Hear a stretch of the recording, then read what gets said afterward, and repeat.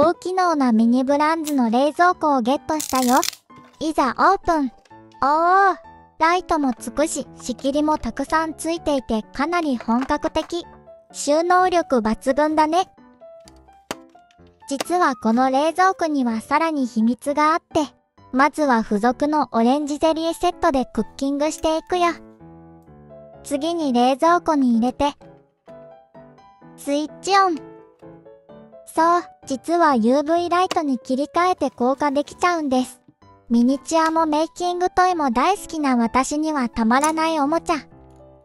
他にもいろんなお料理を楽しみたくて別売りのも購入したよ。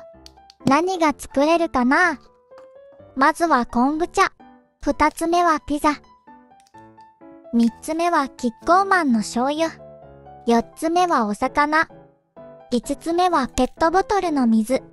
そして最後はアメリカンな中華料理。あれ、お料理したくて買ったんだけど全部出来上がってるやつだった。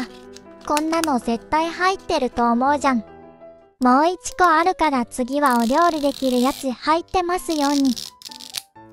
1つ目。おっと、昆布茶2個目は嫌な予感しかしない。2つ目。あ、でもよかった。ハッシュブラウンポテトだそうです。3つ目。ブロッコリー。4つ目。ドレッシング。お願いします。お料理したいんです。ターメリックショット。